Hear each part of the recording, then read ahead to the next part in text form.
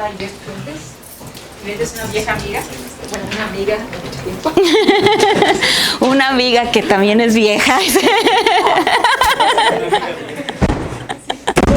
Que estudió su licenciatura con nosotros en la Facultad de Ciencias de Salud y Tiempo. Luego obtuvo su doctorado en 2003 en el Imperial College, trabajando en energía cuántica y información cuántica. Su experiencia postdoctoral incluye estancias en el perímetro, en Gaston, de la Universidad de Oxford, y en el Mansfield College, y ahí tiene una beca además Alexander Humboldt. Actualmente trabaja como profesor en la Universidad de Nottingham y su campo de información, es información cuántica de la empresa. Entonces, muchísimas gracias. Muchísimas gracias a Rocío, en especial, y a Pablo Barberis, que ya llegará pronto, por organizar el curso y por una invitación medio invitada, pero Rocío me dijo que me puede invitar cuando yo quiera, así es que le tomé esta vez la palabra y le avisé que venía para acá, y ya muy amablemente con Pablo organizaron este curso. Y bueno, lo que quería hacer era darles como un saborcito de lo que hago y del campo. Obviamente con el número de horas pues no da tiempo, porque lo que hacemos sí involucra muchas técnicas matemáticas que son bastante, pues bueno, no sé si diría complicadas, pero digamos que tienen lo suyo y no da tiempo en tan pocas horas. Pero lo que sí quiero es darles un saborcito de las cosas. Tengo aquí, ¿con cuál se sigue sin? ¿Estas flechitas de aquí? ¿No? No está funcionando. ¿Sabes qué? Cuando apachurro las flechitas se cambia aquí algo, pero no hace eso. A lo mejor no, se cambia de monitor 1 a 2, pero no se mueven las. Espérame un segundo. ¿Acá? Ahí dice, ¿cómo puedo mejorar la pantalla? Pues con que funcione. Sí. A ver, ven hasta tantito. ¿Qué opción escogiste aquí hace rato que funcionó? Creo que con que le piques aquí. Tal vez cerrar eso. Sí, yo creo que tal vez solo hay que cerrar eso. Correcta, ¿no? Ahí está. Ok. Ahora sí. Bueno, aquí están mis datos. De hecho, quería preguntarle a Rocío si hay la posibilidad de subir unas notas a algún sitio internet, porque, como les decía, voy a hacer todo, la verdad, muy superficial, pero las cosas en detalle las tengo en unas notas, entonces las podemos subir y ya pueden tener acceso, y si les interesa y ver con más detalle las técnicas, lo pueden buscar ahí. Y bueno, pongo mis datos. Bueno, quiero empezar agradeciendo toda la ayuda y la contribución de mi grupo. Este es el grupo que teníamos hace unos meses en Viena, pero me acabo de mudar de regreso. Estuve 3 años en la Universidad de Viena y vengo de regreso a mi plaza permanente en Nottingham. Entonces el grupo está un poco desintegrándose, ya varios de los estudiantes terminando, pero mucho de lo que voy a presentar, sobre todo el miércoles y el viernes, son cosas que he hecho en colaboración con mi grupo.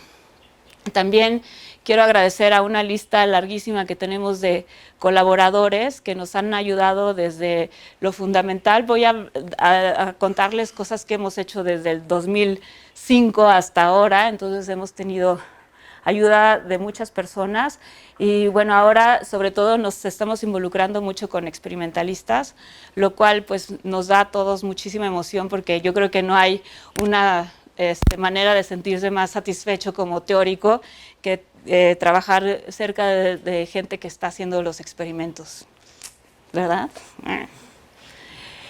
El curso que doy, en el cual está inspirado este minicurso, lo di varios años en Viena. Lo que hago es empezar con una introducción de información cuántica y metrología, y luego tocar en algunos temas relevantes de la relatividad general, la teoría cuántica de campos en espacios curvos, y luego nos vamos a ver con mucho detalle cómo podemos calcular el enredamiento en el espacio-tiempo plano y curvo. Y hacemos todo eso usando un formalismo matemático, del cual voy a hablar un poco más en detalle el miércoles, que se llama el formalismo de la matriz covariante, que es poderosísimo. Gracias a este formalismo matemático hemos logrado hacer todo lo que hemos hecho hasta ahora. Entonces lo quiero introducir, digamos. Y bueno, ya de ahí nos vamos al tema de cómo podemos de manera práctica guardar información en sistemas cuánticos y usarlos tanto para cosas como teleportación o criptografía, pero también en metrología cuántica, que es el último tema que a veces en el curso ya no me da tiempo de dar, pero como ahora es en lo que nos estamos enfocando más, sí voy a hablar bastante de eso, sobre todo el miércoles y el viernes. Entonces, bueno, este es el curso largo y aquí lo que traté de hacer fue como tocar un poquito sobre todo, pero de una manera bastante superficial. Entonces voy a empezar con una motivación, a contarles por qué creo que es interesante y de hecho importante que empecemos a considerar efectos relativistas en la información cuántica. Y va a ser una introducción bastante larga, una motivación bastante larga, porque es la parte que me gusta más y creo que es lo importante para un curso como este, entender, digamos, en dónde están las cosas. Les voy a hablar de los últimos experimentos que se están haciendo en el espacio con información cuántica y también experimentos que son muy precisos y cómo estos experimentos nos están llevando ya a escalas donde los efectos relativistas empiezan a ser importantes. Entonces, bueno, voy a pasar bastante tiempo en eso. Luego voy a mencionar y ver de manera muy básica enredamiento cuántico y teoría cuántica de campos en espacio curvos y cómo podemos definir sistemas en ese sentido. El miércoles vamos a ver un poquitito de metrología cuántica y este formalismo matemático del cual les estaba hablando, que es súper útil. Y vamos a hablar también de cómo podemos describir el campo de fonones de un condensado de Bose-Einstein usando teoría cuántica de campos en espacios curvos. Entonces, luego todos estos ingredientes son los que usamos para ya hacer diferentes aplicaciones o responder algunas preguntas fundamentales digamos, en el overlap de la mecánica cuántica y la relatividad general. Hoy les voy a hablar de lo que llamamos información cuántica relativista, que digamos que fue como comencé yo a trabajar en todo esto. Son cosas en las que trabajamos hace 10 años, pero les quiero platicar un poquitito de eso como una introducción. Y el miércoles ya me voy a enfocar más en lo que estamos haciendo ahora, que es la metrología cuántica relativista, y en especial les quiero platicar de una propuesta bastante locochona que tenemos para medir ondas gravitacionales usando un condensado de Bose-Einstein.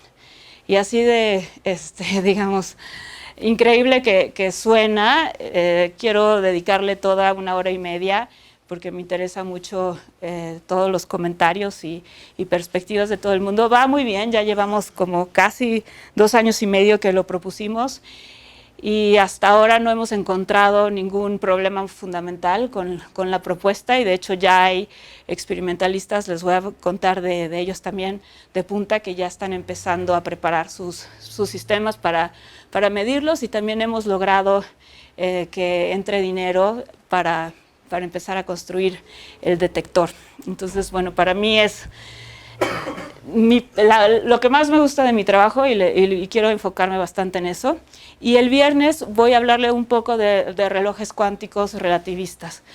Yo creo que el tiempo es un tema muy interesante, sobre todo cuando uno está pensando en regímenes o en escalas donde los efectos cuánticos y relativistas empiezan a, digamos, a ser importantes juntos. Y hay, bueno, hay muchísimo trabajo en relojes cuánticos, son los relojes que tenemos que miden el tiempo con mayor precisión. Y a mí me interesa un poco entender cómo, por ejemplo, si tienes un reloj cuántico en un satélite, cómo el movimiento del satélite, inclusive cómo el espacio-tiempo que está en el que se mueve el reloj puede afectar el ticking del reloj.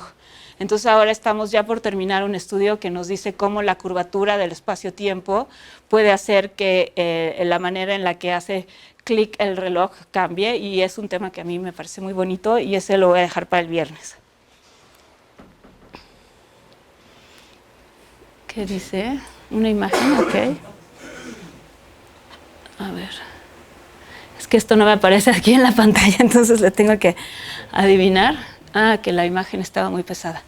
Bueno, pues la era cuántica, todos sabemos que estamos ahorita en la era cuántica en cuanto a, tal vez todavía no comercialización, que ya está comenzando eso también, pero sí en cuanto a investigación, llevamos más o menos 20 años aprendiendo cómo usar propiedades cuánticas como el enredamiento o los estados aplastados para hacer un gran número de tecnologías. Y bueno, a mí una de las cosas que me parecen más emocionantes de este tiempo es que estas tecnologías cuánticas ya están llegando a escalas donde los efectos relativistas empiezan a ser importantes. Han avanzado muchísimo. Y debido a esto tenemos 3 puntos que empiezan a ser importantes. Uno son aspectos prácticos, digamos, que tienen que ver con correcciones que tenemos que hacer a nuestra descripción teórica de los experimentos. La posibilidad de incorporar nuevas ideas, ahora usando relatividad para hacer nuevas tecnologías, y también el poder encontrar respuestas a preguntas fundamentales. Cuando yo estudié el doctorado en el Imperial College, y cuando llegué yo quería hacer óptica cuántica. De hecho, en esos tiempos estábamos todos aquí muy emocionados porque se empezaban a hacer estos experimentos que ahora les dieron premio Nobel a Harosh y a David Wineland por poder manejar sistemas cuánticos de una partícula con mucha precisión. Acababan de pasar esos experimentos, lo cual yo estaba haciendo astronomía y eso me hizo cambiar y decir, no, esto se está poniendo muy bueno y quiero estudiar óptica cuántica. Y me fui al Imperial College a trabajar con Peter Knight, que era uno de los líderes en este campo. Pero cuando llegué ahí ya todo el mundo estaba convertido a la información cuántica. Entonces todo el mundo me empezó a decir, no, tienes que trabajar en este tema porque las partes de computadoras cada vez se vuelven más chicas. Y para el 2020, aquel entonces era el 2000, se predicó, ay, cómo se pasa el tiempo, qué horror, volando. Y nosotros que seguimos todos igualitos, ¿verdad? Increíble. Sí, bueno, pues entonces para el 2020 se predice que ya, si seguimos con esta tendencia, vamos a estar en las escalas cuánticas. Entonces tenemos que aprender a entender cómo se procesa la información usando sistemas cuánticos. Y estos 3 puntos se vuelven importantes. El primero son aspectos prácticos. Yo diría que si estamos pensando en hacer computadoras de la manera clásica, procesar información de la manera en la que siempre hacemos, pero ahora nuestros sistemas son cuánticos, pues vamos a empezar a tener errores porque no estamos usando una teoría que describe bien las escalas con las que estamos trabajando, que es lo que está empezando a pasar ahora con los experimentos en el espacio. Ahorita les cuento de eso. La siguiente es la posibilidad de hacer nuevas tecnologías. Ahora que empezó la gente a pensar cómo vamos a usar sistemas cuánticos para transmitir información, como usando teleportación, transmitir información de manera segura, que sería la criptografía, y hacer cómputo, bueno, pues podemos ahora usar propiedades cuánticas que no venían al caso antes, como el enredamiento cuántico o los estados aplastados, para hacer todas estas cosas de manera más eficiente, o inclusive, o sea, la teleportación no tiene un análogo clásico, inclusive hacer cosas nuevas que no se podían hacer en el mundo clásico. Y eso es lo que la información cuántica es, usamos propiedades cuánticas para hacer cosas mucho más interesantes o más eficientes. Y claro, todo esto motivó mucho a la gente y metió dinero al campo, y lo que nos ha permitido es entender la mecánica cuántica muchísimo mejor. Me acuerdo ahorita pasé enfrente de la oficina de Luis de la Peña, con quien tomé mecánica cuántica la primera vez, y me acuerdo que nos decía, bueno, la mecánica cuántica describe ensambles de partículas, no tiene sentido pensar en un solo átomo, y por eso me emocionó mucho estos experimentos, porque de repente Harosh ya tenía un solo átomo, y bueno, era obvio que íbamos a poder responder muchísimas preguntas que no se podía antes gracias a estos experimentos. Entonces, digamos, toda la intención de construir una computadora cuántica y todo esto nos ha llevado a entender el enredamiento cuántico, por ejemplo, muchísimo mejor.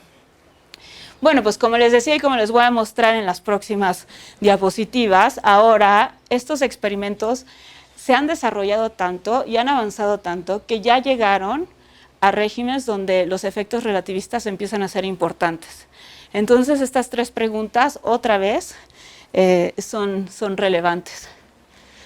Cuando yo empecé a trabajar en información cuántica relativista fue justo después de terminar el doctorado. Hice un postdoc en el Perimeter Institute y mis compañeros trabajaban en gravitación. La verdad me dio muchísima envidia lo que estaban haciendo porque yo no pude llevar relatividad general. Llevé, ¿dónde está Shahen? Llevé relatividad especial con Shahen, que me encantó y me ha servido. Todavía le sigo sacando jugo a eso. Bueno, pues me encantó, pero yo ya había tenido un cambio, había hecho la tesis con Débora, ¿no? en el Instituto de Astronomía, ya me había cambiado a óptica cuántica y ahora me gusta la relatividad. Y pensé, no, ya es demasiado arriesgado, ¿por qué no trato de, digamos, de mezclar las cosas un poco? Y la verdad estaba yo muy ingenua y no me estaba dando cuenta que estaba haciendo algo nuevo. Y lo cual yo creo que hay veces es muy bueno que pasen las cosas así. La ingenuidad nos puede llevar a lugares bastante buenos. Pero también fue una época un poco difícil porque me costaba un poco trabajo justificar lo que estaba haciendo. Cuando yo estaba diciendo, bueno, estoy viendo efectos relativistas en la información cuántica, la mayoría de la gente tenía un poco como que la actitud de estás haciendo cosas muy, muy exóticas. ¿Y para qué? ¿Por qué estás haciendo eso? Porque, no sé, me imagino que la gente pensaba, estamos apenas entendiendo cómo usar enredamiento, cómo usar propiedades cuánticas para hacer cómputo, para hacer teleportación y demás. Los efectos relativistas son muy pequeñitos y complican mucho la cosa, ¿por qué molestarse, no? En aquel entonces así eran los experimentos de teleportación, los hacían en un laboratorio, en una mesa, como de 2 por 2, digamos, metros. Y entonces yo les decía, bueno, pero todas las implementaciones de información cuántica, absolutamente todas, usan fotones. Y los fotones son objetos relativistas. No existe tal cosa como una aproximación no relativista a un fotón. Claro, usamos propiedades que no son relativistas del fotón, la helicidad. Y obviamente funciona porque nuestros experimentos nos muestran que funciona, pero yo siempre sentía como que nos estamos perdiendo de algo porque los fotones tienen propiedades relativistas y tal vez podríamos usar estas para hacer cosas interesantes y sacar un protocolo nuevo que funcione gracias a la relatividad, o usar la dilatación del tiempo, la contracción del espacio para hacer algo interesante. Entonces, digamos, eso era la justificación y ahí más o menos iba la cosa, pero la vida me ha hecho las cosas más fáciles. En el 2011, el grupo en Viena, liderado por Anton Zeilinger, hizo una demostración de teleportación cuántica a través de 144 kilómetros en las Islas Canarias. Y bueno, pues este es uno de los motivos por los cuales me fui a Viena 3 años, porque ahora, como les voy a mostrar en un momento, estos experimentos cada vez se hacen a distancias más y más grandes.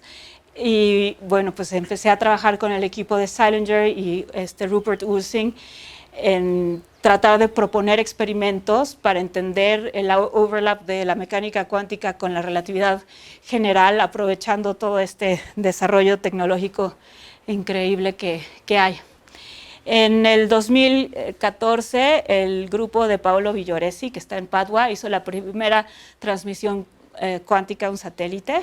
Lo que hicieron es que prepararon un estado aplastado aquí en la Tierra, lo mandaron al satélite, que tenía como un espejo, y se regresaron, llegaron a detectar fotones de regreso. No hicieron algún experimento de enredamiento ni nada así, pero se consideró la primera transmisión de un estado cuántico a un satélite.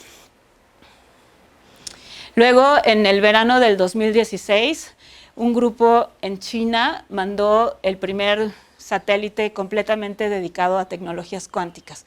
Los experimentos que se habían hecho antes, o bueno, con Paolo, y también hay un grupo en Erlangen que hace, otro en Waterloo, hay varios grupos en el mundo que trabajan en esto, usaban satélites que estaban hechos para otras cosas y digamos que pedían prestados ciertas el satélite de cierta manera y trataban de adaptar las tecnologías del satélite para tratar de hacer algún experimento como el de Paolo, por ejemplo. Pero ya este satélite se construyó con la idea de hacer experimentos cuánticos, de hacer criptografía cuántica y también buscando la posibilidad de aprender algo sobre la relatividad general. Este grupo trabaja también con el grupo de Viena, con el grupo de Anton, Y bueno, han hecho cosas muy sorprendentes, estoy segura que los han oído porque han estado por las noticias por todo el lado, pero bueno, ya hicieron teleportación cuántica a través de 1200 kilómetros. Como ven, esto está creciendo, va rapidísimo. Y también ya hubo un experimento de teleportación entre una ciudad china y Viena. Y de hecho el observatorio donde se hacían estos experimentos estaba justo arriba de mi oficina, es muy emocionante. Y se ve así todo muy normalito, nada espectacular, pero es muy bonito saber que están haciendo esas cosas así tan cerquita. Bueno, estos experimentos han también atraído el interés de muchos otros grupos y hay muchos planes de experimentos que se están llevando a cabo ahorita. Lo que está haciendo Anton y Rupert Wissing en Viena es parte de un proyecto más grande que se llama el Space Quest, que bueno, cuando se introdujo el proyecto la idea era hacer teleportación y criptografía cuántica usando la Estación Internacional Espacial. También hay otro proyecto que se llama Space Optical Clock Project. La idea ahí es llevar relojes cuánticos a satélites, porque bueno, obviamente medir el tiempo de manera muy precisa tiene aplicaciones en todas nuestras tecnologías. Está también otros proyectos que tratan de entender, por ejemplo, cómo se hace la condensación en un condensado de Bose-Einstein en condiciones de microgravedad. Entonces hay un grupo en Hannover que se dedica a mandar condensados de Bose-Einstein al espacio. Y también hay otros proyectos que tratan de entender el principio de equivalencia usando sistemas cuánticos y ver si hay algún cambio o no en el principio, en estos demostración del principio de equivalencia, si usamos átomos en vez de los experimentos más tradicionales. Pero bueno, si nos vamos al espacio y hacemos este tipo de experimentos con satélites, sabemos del GPS que empiezan a ser importantes los efectos relativistas. Todos tenemos GPS en el teléfono, en el coche o lo que sea, y tiene una precisión, digamos, de centímetros. Y esa precisión se logra gracias a correcciones debido a la relatividad general. De hecho, algo súper interesante que ha pasado en los últimos años es que nos hemos enfocado muchísimo en explotar, en usar efectos cuánticos y desarrollar efectos cuánticos, pero la naturaleza es cuántica y relativista y hemos ignorado y dejado a un lado por completo la relatividad general. Y digamos, lo que estamos tratando de hacer en mi grupo es decir, no, vamos a usar eso también y nos va a permitir llevar esta revolución tecnológica mucho más allá si lo hacemos así. Entonces, bueno, pues si empezamos a hacer experimentos ahora en el espacio, pues tenemos que empezar a entender cómo el movimiento de los satélites, la dilatación del tiempo cuando transmitimos información de un satélite a otro o a la Tierra, cómo se modifican las propiedades cuánticas, si tomas en cuenta que el espacio-tiempo alrededor de la Tierra es curvo y demás. Bueno, pero estamos llegando a estas escalas donde les digo que se vuelven importantes los efectos relativistas, no solo por estas distancias enormes, pero también en experimentos en la Tierra, experimentos otra vez dentro del laboratorio. El efecto Casimir dinámico se trata de tener dos espejos, o uno también podría ser, que se mueve cerca a la velocidad de la luz. Y si tenemos, por ejemplo, el campo electromagnético en el vacío, debido al movimiento de esta condición a la frontera, se excitan partículas del vacío cuántico, digamos. Y bueno, pues obviamente es un efecto súper interesante, pero no se había podido medir en el laboratorio. ¿Qué es lo que se mueve a la velocidad de la luz? Bueno, no a la velocidad de la luz, pero digamos a velocidades relativistas. El espejo, ¿no? En realidad la condiciona a la frontera, el espejo. Pero increíble que puedan mover algo macroscópico. No lo mueven. Ahora voy, a eso voy. Claro, porque lo más rápido que podemos mover algo, la aceleración yo creo que es 10 a la 18 metros sobre segundo al cuadrado. no sé, los experimentales que me corrijan, pero hasta ahí más o menos creo. Y si tú mueves un espejo a esa velocidad, creas 2 fotones en la vida media del Sol. No creo que vaya a pasar eso así para pedir un grant, ¿no? Entonces, el grupo de Chambers, de Pearl Delsing, lo que hizo fue, en lugar de usar un espejo, que no puedes mover muy rápido, es usar campos que crean la condición a la frontera.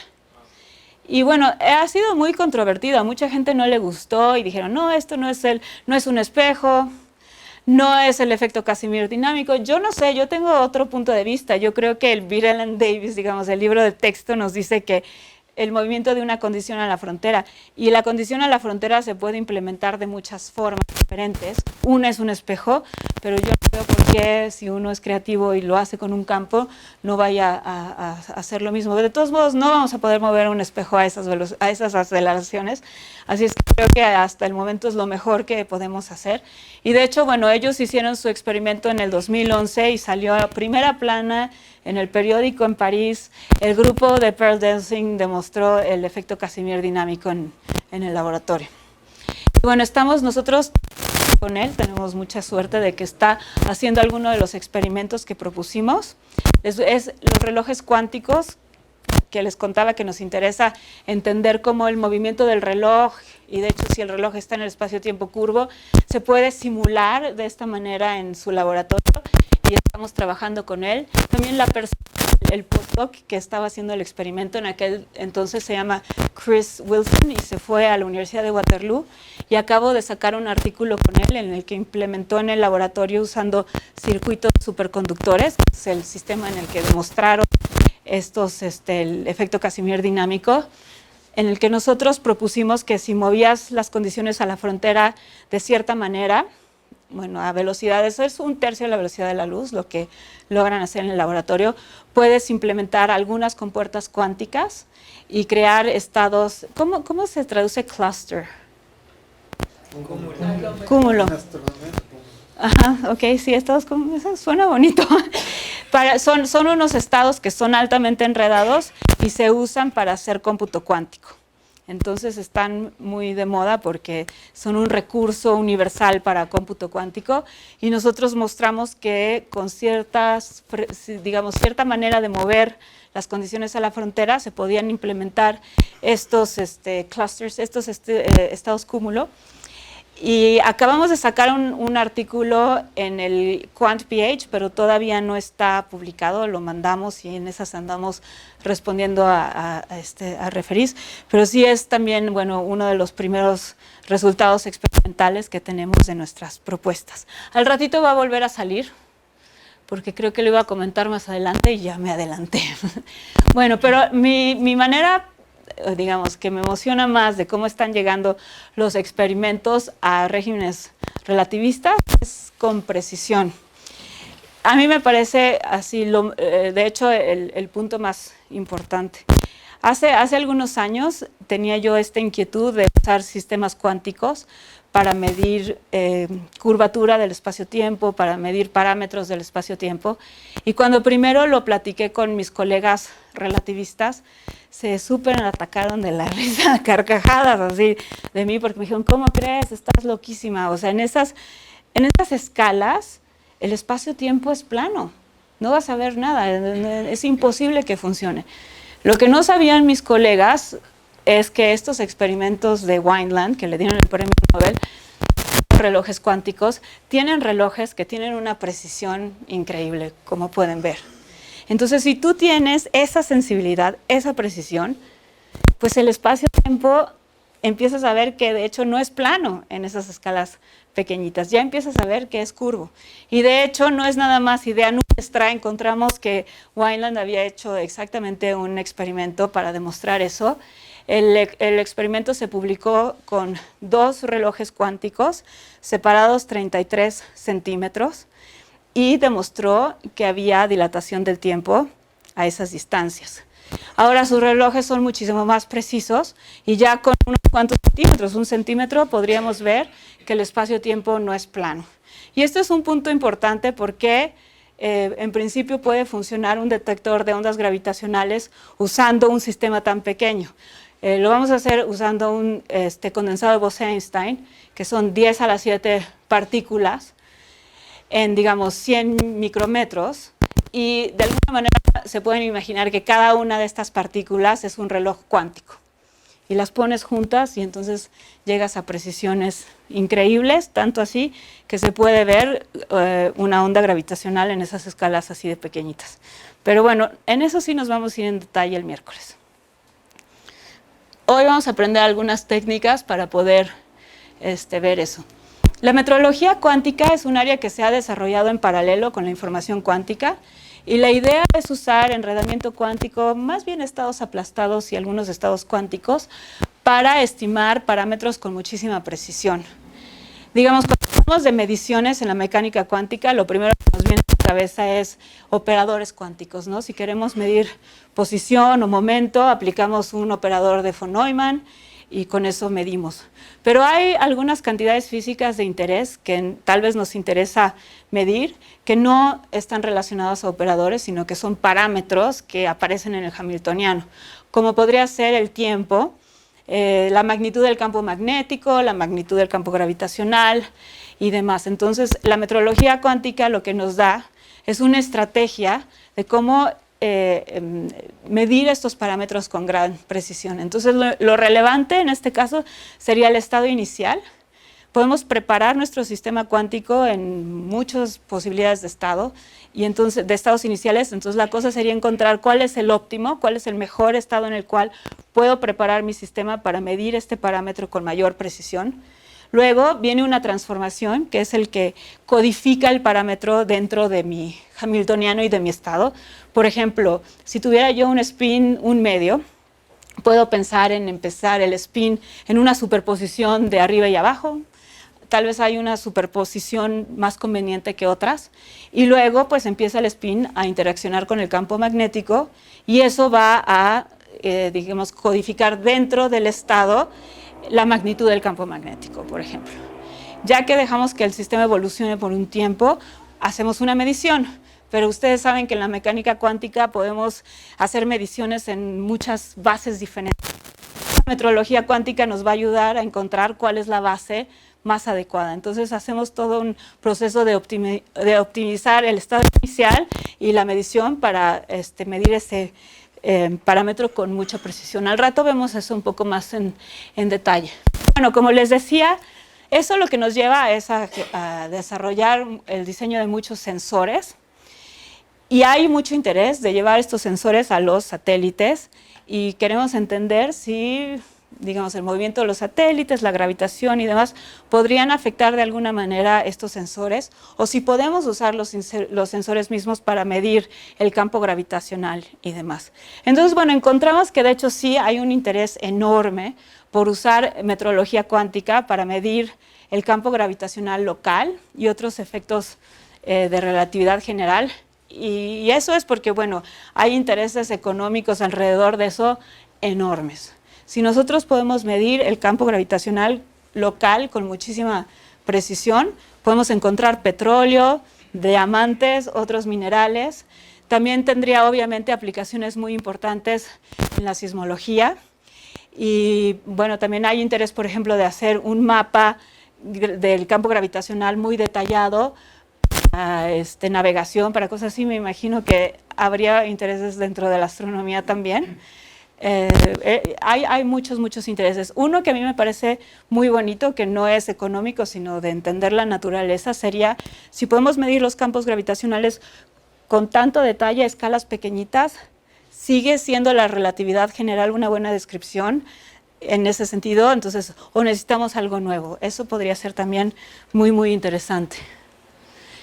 Entonces, bueno, lo que yo he hecho en los últimos 10 años, poco a poco, es ir convenciendo a la comunidad científica que ya no podemos seguir describiendo estos experimentos, sobre todo los nuevos, usando simplemente la ecuación de Schrödinger y la mecánica cuántica no relativista, sino que tenemos que hacer, digamos, una upgrade y ahora empezar a usar una teoría que incorpore la relatividad. Claro, no tenemos la gravitación cuántica, que sería yo creo que lo más fundamental, lo más importante, pero mientras sí tenemos algo intermedio, que es la teoría cuántica de campos en espacios curvos. Esto me recuerda a mí un poco a cuando en la óptica cuántica usamos una descripción semiclásica en la que se cuantizaba la materia, pero el campo electromagnético se consideraba clásico, y ya con eso se podían, y bueno, tal vez agregando ad hoc las fluctuaciones del vacío, se podía explicar casi todo. Se podía explicar el efecto Compton, el fotoeléctrico. De hecho, es bien interesante. ¿Saben qué no se puede describir así? ¿Para qué se necesita así la teoría completa? Hay un efecto que se llama quantum bits, que no se puede describir así, pero creo que los demás se pueden describir casi solo con la descripción semiclásica, más de manera ad hoc. Claro, no se explica por qué lo incluyes, pero fluctuaciones del vacío cuántico. A mí eso me inspira mucho porque me hace pensar que tal vez, ok, no tenemos la gravitación cuántica, pero con la teoría cuántica de campos en espacios curvos, tal vez no vamos mal entendiendo cosas en este sentido. Lo que hace la teoría cuántica de campos en espacios curvos es que considera un campo gravitacional uniforme, no uniforme, clásico, un background, digamos, y luego consideramos campos cuánticos viviendo encima de este espacio-tiempo, y vemos cosas como si cambios en el espacio-tiempo, cambios de la perspectiva del observador, y eso producen cambios en estos campos cuánticos. Entonces es semiclásico en el sentido de que el campo, que es el espacio-tiempo, es clásico. Pero bueno, incorpora la invariancia de Lorentz de manera natural y nos permite describir muchos de los experimentos de los que he estado hablando de una manera adecuada, porque funciona para energías bajas, que son exactamente las energías involucradas en los experimentos que estamos viendo. Ahora, la teoría cuántica de campos en espacios curvos no ha sido demostrada en el experimento todavía. Yo creo que cuando se haga, valdría la pena tal vez un premio Nobel a eso, porque bueno, digamos, la teoría cuántica de campos en espacios curvos predice la radiación de Hawking, es una de las consecuencias. También la creación de partículas debido a la expansión del universo. Digamos, los más famosos serían también el efecto Unruh, que es plano, pero es también de teoría cuántica de campos, y el efecto Casimir dinámico. Digamos, todos son hermanitos y hermanitas de la misma teoría, son predicciones de la misma teoría. Pero bueno, ya estamos hablando un poco de qué difícil es demostrar este tipo de experimentos, y debido a eso se ha hecho bastante popular un área que se llama, yo creo que voy, pero más lento de lo planeado. Voy a acelerar un poquito. Es que estaba esperando a Pablo para entrarle ya lo bueno. Bueno, con la radiación de Hawking, Jeff Steinhauer, que está en Israel, hizo un análogo de un agujero, en realidad no de un agujero negro, de una, digamos, catarata, de un waterfall. No es una métrica de Schwarzschild, pero tiene, digamos, las características de un horizonte, usando un condensado de Bose-Einstein, y dijo que había demostrado la radiación de Hawking. Yo creo que es un poquito exagerado porque no es un agujero, no es una métrica de agujero negro, es un horizonte, y ha sido súper controvertido su resultado. Ahorita hay muchos grupos diciendo que no es cierto, que está mal y demás, pero bueno, yo creo que podemos todos estar de acuerdo que ha habido avances en esa dirección importantes. El efecto Unruh no se ha demostrado todavía. Vamos a hablar de ese con más detalles. Se trata de cómo un observador que está uniformemente acelerado ve un estado térmico de partículas en el cual un observador inercial vería el vacío, pero para tener un incremento de 1 grado Kelvin en la temperatura del campo se necesitarían aceleraciones de 10 a la 26 metros sobre segundo al cuadrado. Se ve dificilito. Ahora, si está, ya les había dicho que con un espejo de verdad, moviéndolo a 10 a la 18 metros sobre segundo cuadrado, veríamos 2 fotones en la vida del Sol. No se ve muy prometedor todo este asunto, ¿no? Y bueno, otro colega de nosotros, Chris Westbrook, lo que hizo en un condensado de Bose-Einstein es que simuló el universo en expansión y vio la producción de partículas. No ha podido demostrar que son cuánticas, pero sí vio que se puede crear excitaciones en el campo. Entonces, bueno, este es un tema divertido, interesante.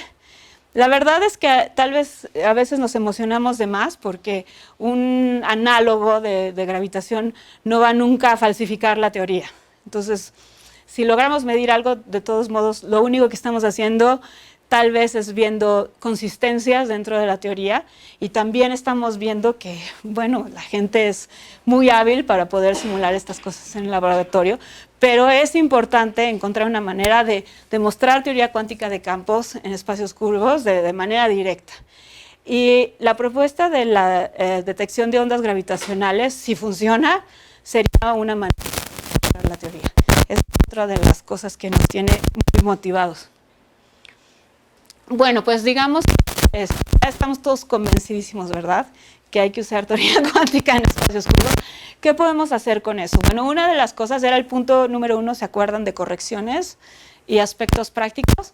Bueno, pues ahora podríamos irnos a teleportación cuántica y criptografía cuántica y tratar de entender lo que les decía en un principio, si el movimiento de los satélites, si la gravitación, si el espacio-tiempo curvo afectan la teleportación y la criptografía cuántica y los diferentes otros protocolos paradigmáticos, digamos, de la teoría de la información cuántica. Entonces, bueno, eso yo lo encuentro un poco aburrido porque de hecho cuando yo hablaba de información cuántica relativista, mis colegas me decían, sí, la relatividad, esas correcciones pequeñititas que casi no importan, ¿verdad? Y vete, eso es lo que estás estudiando. Pues sí, digamos, ¿no? Alguien tiene que hacer el trabajo sucio, digamos, pero bueno, como les decía, a mí me interesa más la parte de innovación y la parte de responder condiciones fundamentales, pero creo que sí fue importante hacer estos estudios para enseñarle a la comunidad que ya en las escalas de los satélites que están usando hay efectos relativistas y que se tienen que tomar en cuenta. Entonces, una de las cosas que hicimos fue estudiar teleportación y entender cómo el movimiento de Alice y Bob en la teleportación pues afecta el protocolo, ¿no? Si Alice y Bob están en movimiento, la teleportación no funciona igual de bien. Y también le enseñamos que se puede corregir algunos efectos cuando se tiene un completo conocimiento del estado de movimiento de los participantes, pero que inclusive hay efectos que no se pueden corregir. Entonces es importante, digamos, si estamos ya así a la Star Trek en las naves espaciales haciendo teleportación cuántica, es importante saber que estamos en movimiento porque la teleportación no va a funcionar de la misma manera que funciona en un estado estático. La otra cosa que hicimos, esa está un poquito más futurista, pero lo que sí ya está muy práctico es el análisis, es el segundo artículo que hicimos de la criptografía cuántica, porque nos tomamos los parámetros que se están usando hoy en día en estos experimentos en el satélite. De hecho, hicimos esto con Thomas Genevine, que es la persona que está en Waterloo haciendo los experimentos en el espacio cuánticos, y un segundo artículo que no puse aquí, que ya está en la red también, con Rupert Ursing, que está haciendo los experimentos de Viena, en los que demostramos que ellos lo que hacen es que preparan un paquete de ondas y lo mandan al espacio, y la curvatura del espacio, nosotros demostramos que la curvatura del espacio-tiempo deforma el paquete. La gente sabía antes, como en GPS, que hay una fase y lo tomaban en cuenta, pero nosotros mostramos que había más que una fase, que el paquete de onda completo se deforma y que eso tiene consecuencias en la criptografía, y también mostramos cómo se puede implementar un protocolo paralelo para corregir ese tipo de distorsiones, digamos. Pero también lo que hicimos fue mostrar que de hecho el poder ver cómo se deforma el paquete es una manera de codificar los parámetros de espacio-tiempo del planeta y medirlos con mucha precisión. Entonces hicimos una propuesta de cómo hacer metrología cuántica para medir los parámetros del espacio-tiempo de la Tierra usando esto. Pero perdón, ¿a qué llamas que se deforma? O sea, ¿se deforma respecto a qué? Porque si tú tienes, digamos, un paquete de onda y lo mandas en el espacio-tiempo plano, pues llega igual, Si tuvieras solo... O sea, lo mandas y después lo te mandas... quedaste con algo que va a ser con lo que vas a comparar y después los comparas de vuelta. Sí. ¿Qué harías en espacio curvo?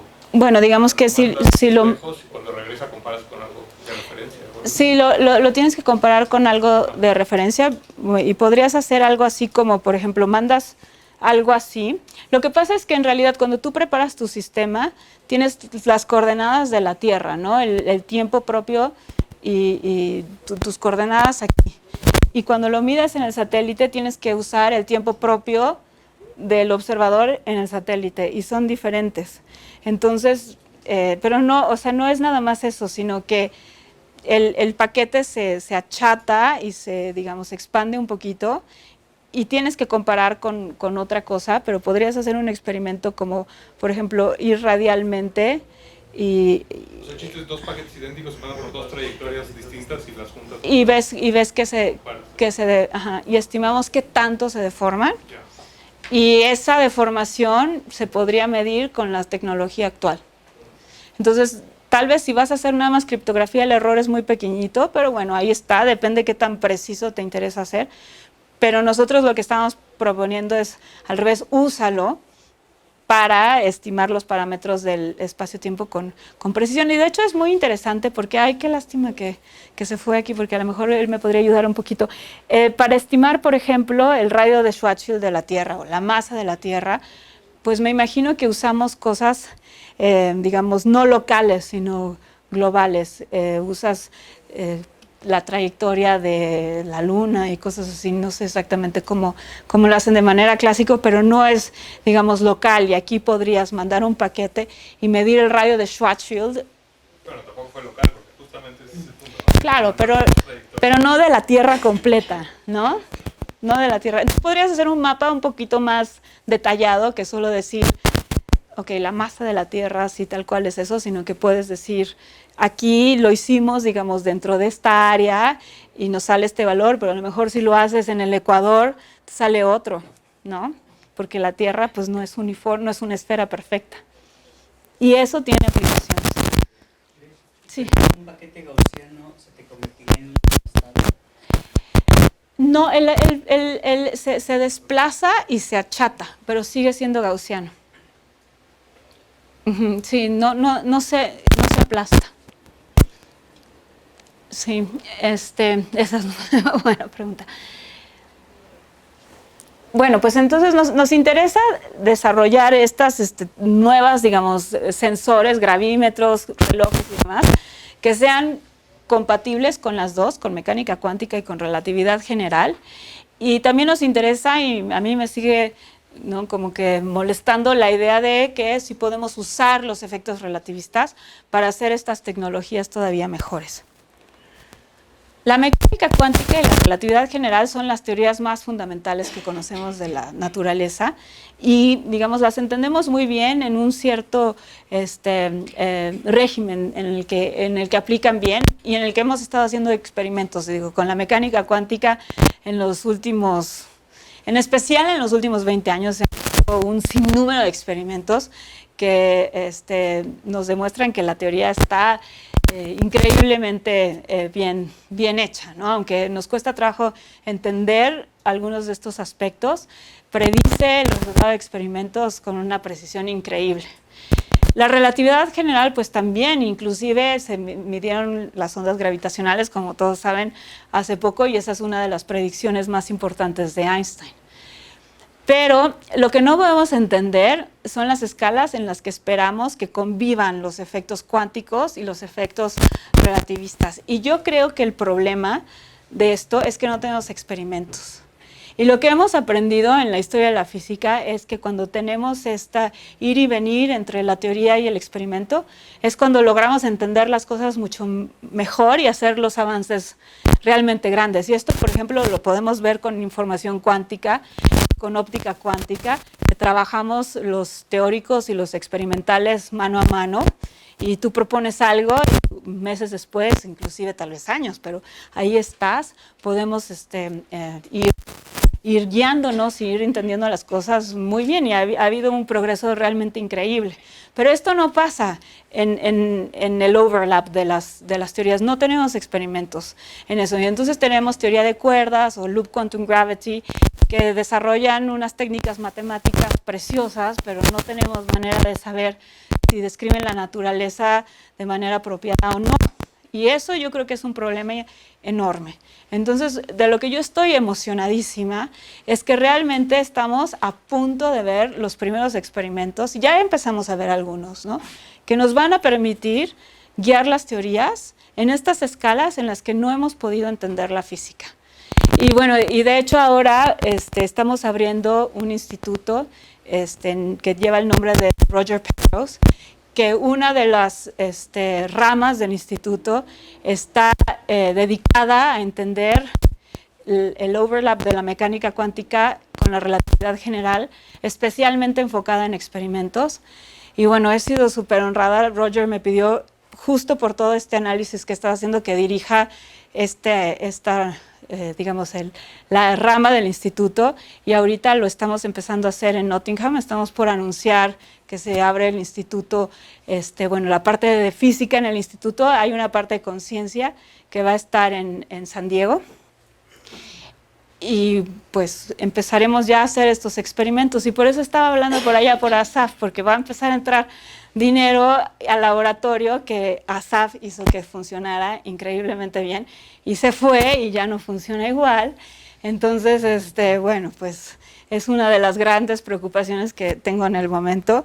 Y le estaba diciendo a Pablo, oye, pero si tenemos a los físicos que hacen estas cosas bien en México, y yo también, pues bueno, veamos qué oportunidades tal vez se pueden abrir por ahí. Porque el financiamiento no viene exclusivamente a la Universidad de Nottingham, sino que es raro, pero viene a las ideas, y tal vez encontramos ahí algunas oportunidades interesantes. Ya hablamos de ese tema después. Pero bueno, pues una de las cosas que hemos estado haciendo en el grupo, aprovechando todos estos experimentos, es proponiendo ideas de cosas que se podrían hacer para aprender y entender a través de estos experimentos cosas acerca del overlap de la... ¿Cómo se dice? Sigo diciendo overlap y se oye tan... Translape, es que se oye horrible, ¿no? Cuando pocheo. Perdón, ya muchos años fuera. Bueno, pues lo que hicimos es que pensamos en dos condensados de Bose-Einstein que están enredados, y explicamos un poco cómo el campo gravitacional podría crear de coherencia en el enredamiento entre estos campos. Por ejemplo, es un poquito loco y futurista el experimento, pero la idea es, creo que es ir en esa dirección, de que podemos aprovechar los experimentos que están haciéndose en el satélite. De hecho, como empezamos a trabajar en eso fue porque están haciendo unos satélites chiquititos, que son, bueno, de hecho ahorita no están así de chiquitos, son como una caja de este tamaño, nanosatélites, pero se cree que muy pronto sí los van a hacer así pequeñitos, y el poder que tienen es nada más como el de un celular, pero son casi como basura para la gente que trabaja con satélites grandes y demás. Entonces lo que hacen es que suben un satélite grande y echan muchos de estos satélites pequeñitos, y les interesaba saber si podían usar algunos para aprender algo sobre relatividad, y es con que propusimos este experimento. Pero creo que se pueden hacer cosas mejores, la verdad, que lo que propusimos ahí, pero creo que muestra así un camino, ¿no? Bueno, pues ahora sí, ya el bla bla se me superpasó. ¿Qué horas son, Sí, no, me la eché. El plan era hablar de eso media hora, pero es que me gusta y están estos experimentos tan interesantes. Pero bueno, nos vamos ahora a las técnicas. Como les decía, pues no podemos ver teoría cuántica de campos en espacios curvos y metrología cuántica, información cuántica en tan poquitas horas. Así que lo que voy a hacer es más bien como decirles, esta es la técnica, y les decía que vamos a poner las notas en alguna página para que, si les interesa, puedan aprender las cosas en más detalle. Y bueno, también me pueden preguntar aquí, por favor, con toda confianza. Pero bueno, yo empecé a estudiar este tema interesándome por el enredamiento cuántico. Cuando lo aprendí aquí me pareció fantástico. Pero bueno, lo que me decían es que Alice y Bob se conocieron y prepararon, cada uno tenía un sistema de 2 niveles, un spin o algo así, y preparaban un estado enredado, y luego se separaban y se iban a otro planeta. Ay. Bueno, la animación no funciona, pero no importa. Uy, esa va a faltar. Ok, bueno, pues veo cómo le hago. Pero el estado no cambiaba y luego se usaba para teleportación. A mí me parecía rarísimo que el estado no cambiara describiendo que Alice y Bob se habían separado y que no importa si el espacio-tiempo se expande, si el espacio-tiempo es curvo, si se mueven siguiendo una trayectoria inercial o una trayectoria no inercial, cómo se describe el estado. Y por ahí empecé con ese interés. Y bueno, pues, ¿qué es el enredamiento cuántico? Nosotros tenemos una partícula cuántica y el estado de la partícula cuántica la escribimos con un vector en un espacio Hilbert. Y ahora nos interesa añadir otra partícula cuántica. Entonces usamos el producto tensorial. Eso es una cosa muy diferente a lo que pasa con la mecánica clásica, que cuando tenemos, por ejemplo, un sistema con 3 grados de libertad y agregamos otro de 3 grados de libertad, bueno, pues tenemos un sistema de 6 grados de libertad. Pero en la cuántica, si tenemos un espacio Hilbert, digamos, de 3 dimensiones y agregamos otra partícula que describimos con un estado en 3 dimensiones, un espacio Hilbert de 9, es un espacio muchísimo más grande. Y lo que nos permite eso es tener, digamos, unos estados un poco más interesantes. Si tenemos, por ejemplo, el estado de Alice, producto tensorial espacio de Bob, solo con un término ahí, diríamos que el estado es separable. Entonces, si yo mido el estado de Alice, que es un estado puro, el estado de Bob sigue siendo puro. Y a ese estado le llamamos un estado separable. Y si yo hago una medición de uno, el otro sigue siendo un estado puro. No están enredados. Un estado enredado es el que no podemos escribir en ninguna base, porque ustedes saben que en la mecánica cuántica podemos usar cualquier base, no la podemos escribir de esa manera, ese es un estado enredado. Entonces, cuando estamos hablando con estados puros de 2 sistemas, tenemos una cosa muy conveniente, una base muy especial que se llama la base de Schmidt, que nos permite escribir el estado usando solo un parámetro. Si se fijan, aquí tenemos 2, que esta sería la manera más general de escribir un estado puro de 2 partículas, y lo logramos escribir de manera en la que tenemos aquí un solo índice. Y eso se llama los coeficientes de Schmidt. Entonces, escribimos la matriz densidad y tomamos la traza respecto a cualquiera de los sistemas. Como esto es simétrico, da igual tomar la traza del sistema A o el sistema B. Y lo que nos deja es la matriz reducida del sistema A, el estado de Alice, sin tomar en cuenta los estados de Bob. Entonces, lo que tenemos, deberíamos de buscar unos nombres más mexicanos, ¿no? ¿No tienen una versión así como, una versión jarocha o algo así, no sé? Anita y Beto. Roberto. No, porque Rob es el Roberto, ¿no? Sí, bueno. Ay, no, qué horror. Así se llaman los niños.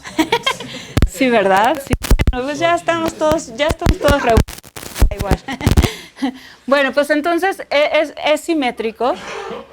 Y lo que nos deja eso es la traza, pues va a depender de estos coeficientes de Schmidt. Entonces, el estado es separable si tenemos un solo término. Es en el caso en el que les decía, ignoramos un sistema, medimos uno, el otro sigue estando puro. El otro extremo sería un estado máximamente enredado, y ese caso se da cuando todos los coeficientes de Schmidt son igual, uno sobre la raíz de la dimensión del estado. En ese caso, cuando tenemos todos los coeficientes iguales, que es el estado máximamente enredado, si tomamos la traza, nos deja con la matriz reducida, que es una identidad, el estado máximamente mezclado. Entonces, si el estado no está enredado y tomamos la traza, nos queda un estado puro. Si tenemos un estado máximamente enredado y tomamos la traza, tenemos el estado máximamente mezclado. Entonces, ¿qué tan mezclado está la matriz reducida? Nos va a decir qué tan enredado estaba el estado. Entonces, lo que necesitamos es una función que nos dé 0 si el estado es separable, si esto es 1 para algún n y todos los demás 0, si, digamos, normalizando para qubits, para sistemas de 2 niveles, nos dé 1 normalizando si el estado es máximamente enredado, todos estos iguales. Básicamente lo que necesitamos es una función monótona y continua de estos coeficientes. Y esa función es la entropía de von Neumann. Y de hecho es muy interesante porque la entropía de von Neumann, desde el punto de vista puramente de teoría de la información, lo que nos dice es una función que nos ayuda a cuantificar cuál es el número mínimo de qubits, ¿no? La versión cuántica del bit, que necesitamos para guardar cierto número de información. Y ahí es de donde viene el logaritmo el 2. Logaritmo 2 es porque estamos pensando en sistemas de 2 niveles, en qubits. Entonces, cuando tenemos este sistema que es puro y de 2 partículas, el enredamiento se cuantifica usando la entropía de von Neumann. Ya cuando tenemos 3 partículas, ya no existe una descomposición de Schmidt y no podemos hacer eso. No existe un estado único máximamente enredado, pueden existir varios y de hecho no puedes convertir uno en el otro. Entonces se complica muchísimo más y hay mucha gente en el mundo trabajando en teoría del enredamiento, pero es súper complicado y súper rico y puede ser simplemente muy matemático también todos esos estudios. En el caso de los estados mezclas, no tenemos un análogo de la decomposición de Schmidt y se vuelve muy complicado. Ahora, me podría tardar horas hablándoles de enredamiento porque es un tema súper rico. Me voy a mucho más detalle en las notas, así es que si es un tema que les interesa, en las notas está lo que necesitan nada más para trabajar en teoría cuántica relativista, información cuántica relativista, tampoco hago algo así súper general, pero más allá. Por ejemplo, vemos cómo cuantificar el enredamiento para estados mezcla. Usamos algo que se llama la negatividad. Si tomamos la traza parcial de esta matriz de densidad y la diagonalizamos, si vemos un eigenvalor negativo, nos está diciendo que hay enredamiento en el sistema. Eso es porque si tenemos un sistema separable y tomamos la traza parcial, siempre va a tener eigenvalores positivos. Eso se demuestra.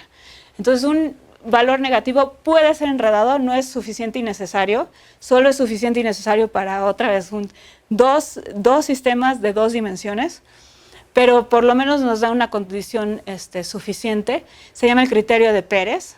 Y si nosotros sumamos todas esas eigenvalores negativos, tenemos una manera de cuantificar el enredamiento que se llama la negatividad. Y es con lo que nosotros trabajamos. Entonces, esa es una de las técnicas. Y si les interesa ese tema, pues les puedo dar más referencias, porque igual en las notas lo vemos de manera bastante limitada. Luego aquí, porque convertimos esto a un PDF, creo que no está funcionando la animación. Y veíamos un poco qué es lo que es la teleportación cuántica. Tenemos un estado enredado, como el estado de Bell que puse en la primera diapositiva de enredamiento. Y tenemos aquí Alice y Bob, y preparan este estado enredado y se separan. Y Alice tiene otro qubit en el que codificó información. En un qubit se puede codificar muchísima información porque depende de un número complejo y puede tener puntos decimales y muchísimas cifras. Y si quisiéramos transmitir la información que contiene ese estado de un qubit, podría tomar una infinidad de bits clásicos y si lo quieren transmitir por teléfono, pues Alice tendría que usar una cantidad de bits increíble.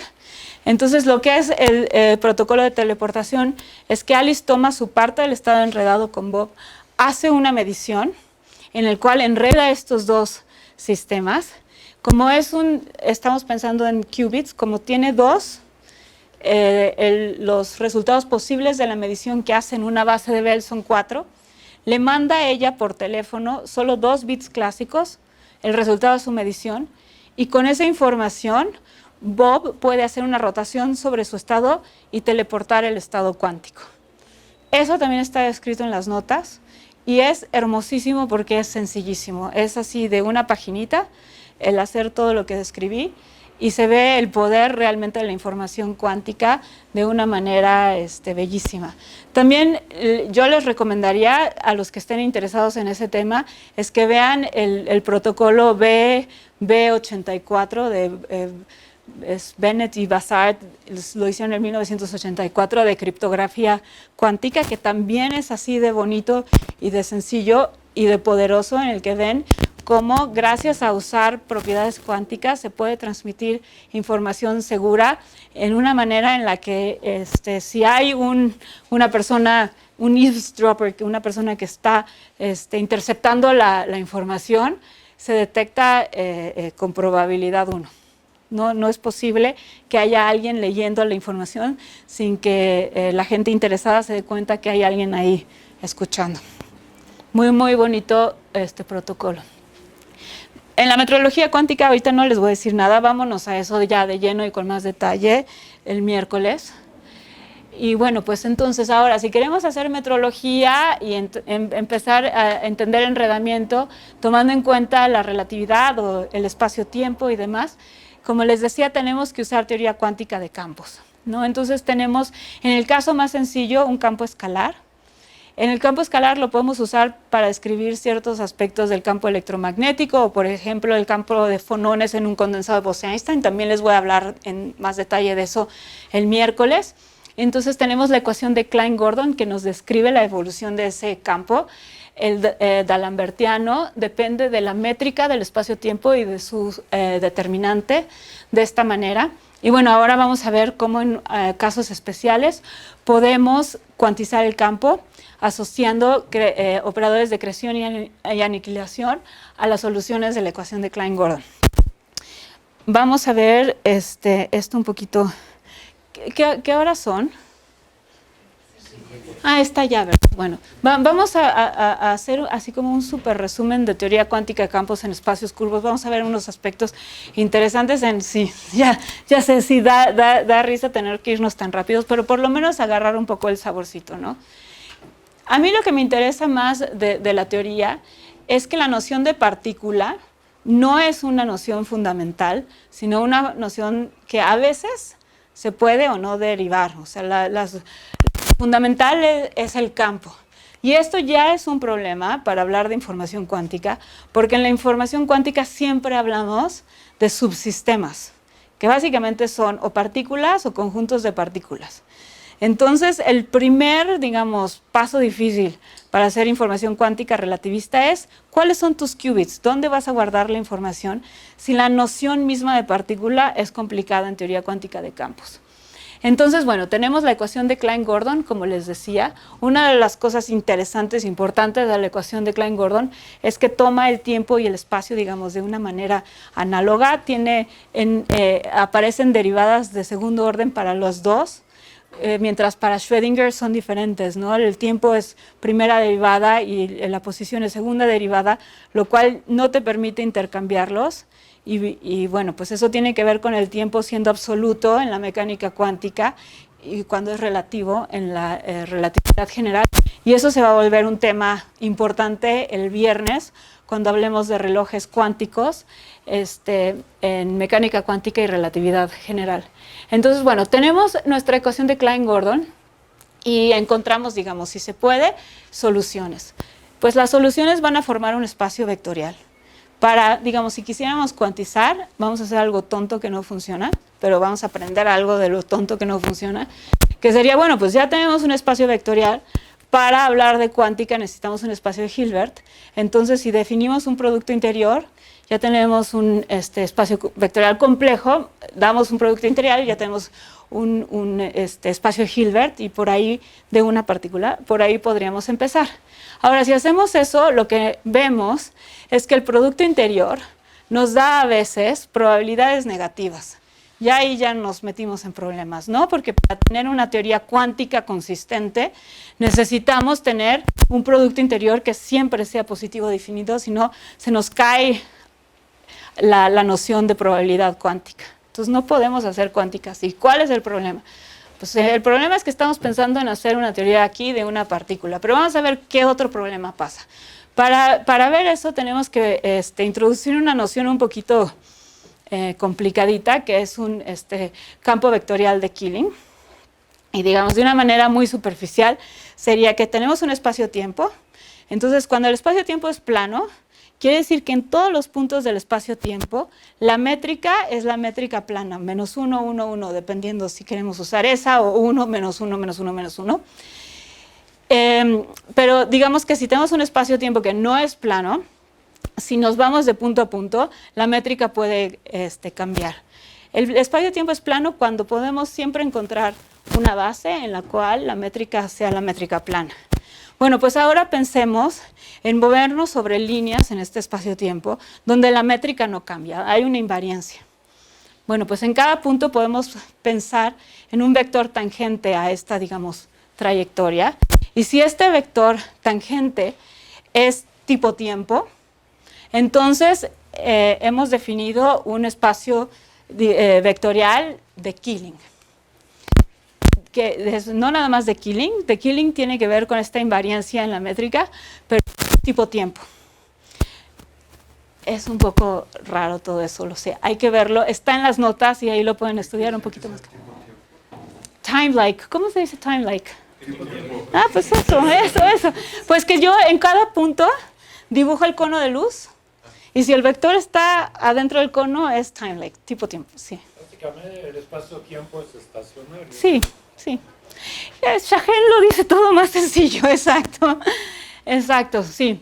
Bueno, pues entonces, en ese caso, cuando el espacio-tiempo admite este tipo de estructura, lo podemos usar para encontrar una base especial para las soluciones de la ecuación de Klein-Gordon que nos permita distinguir las diferentes soluciones de la ecuación en frecuencia positiva y frecuencia negativa.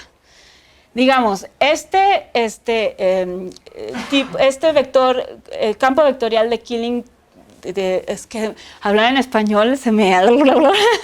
Time-like Killing Vector Field, ya me lo sé, me sale así naturalito, pero lo tengo que pensar cuando lo explico en español. Es la ecuación que nos da este espacio vectorial. Tomamos la métrica y la derivada del i igual a 0 y podemos ver que en el espacio-tiempo plano es simplemente la derivada respecto al tiempo. Entonces actuamos con sobre las soluciones de la ecuación de Klein-Gordon y podemos encontrar una base en la cual tenemos una ecuación de eigenvalores. ¿Se parece? Si lo miran un poquito como la ecuación de Schrödinger. Pero lo que pasa es que este eigenvalor que vamos a identificar con una frecuencia puede ser positiva o negativa. Entonces, lo que hace este time-like Killing vector field es que nos permite tomar las soluciones de la ecuación de Klein-Gordon y distinguirlas entre frecuencia positiva y frecuencia negativa. Y lo que pasa que las culpables aquí, ¿no? Las malillas, son las que son de frecuencia negativa. Esas podemos observar que son las que nos dan valores negativos en el producto interior. Pero en realidad este programa no funcionó porque estábamos tratando de construir una teoría cuántica relativista de una partícula y sabemos del experimento que esto no funciona. En CERN toman una partícula y la mandan y la hacen chocar contra algo y salen miles de partículas, lo cual no podría ser descrito con un solo espacio Hilbert. Necesitamos un espacio más grande y el espacio más grande es un espacio de Fock que construyes con un sector que llamamos el sector del vacío.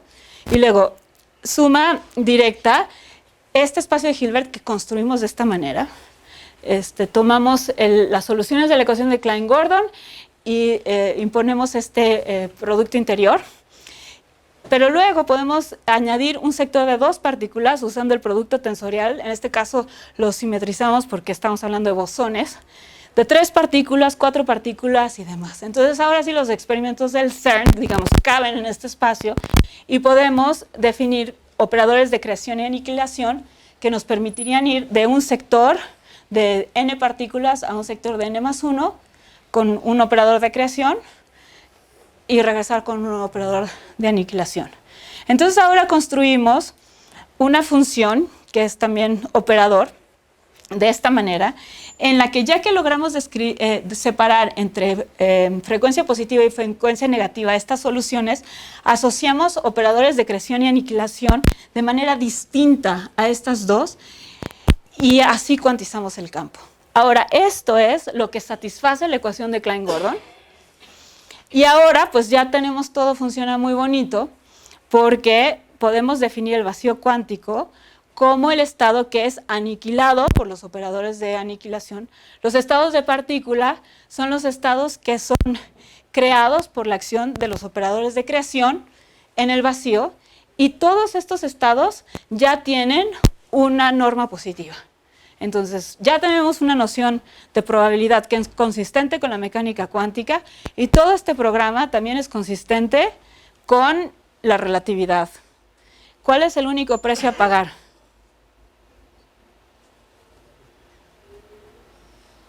Pues que no podemos hablar de una sola partícula, tenemos un campo. Y eso es interesante para los experimentos que estamos haciendo cuando tenemos una sola partícula, como por ejemplo una, ¿cómo se dice? Una cuenta, que es una partícula de silicón, que se puede suspender como un oscilador armónico. Y esos son experimentos que también en Viena estaba haciendo uno de mis vecinos, Markus Aspenmeier, que lo trata de llevar al régimen cuántico. Y también se puede tal vez describir relativistamente, pero no tenemos teoría para eso, porque no podemos describir un sistema así en un régimen relativista. Lo único que tenemos hasta ahorita de manera consistente son campos. Una cosa súper interesante. Bueno, pues cuando tenemos esta estructura que les hablaba, que es el campo vectorial de Killing, que es tipo tiempo, no es único. Generalmente se puede encontrar otro. Entonces, el problema es que la noción de o sea, si tenemos un observador que puede hablar de partículas, que son observadores que se mueven con este vector de Killing, no es único. Generalmente puede haber otro. Y podemos relacionar lo que ve un observador con respecto a otro gracias a un cambio de coordenadas que nos lleva a una transformación de Bogoliubov, que básicamente podemos describir, digamos, los operadores de creación y aniquilación del observador nuevo en términos de los operadores de creación y aniquilación del observador viejo.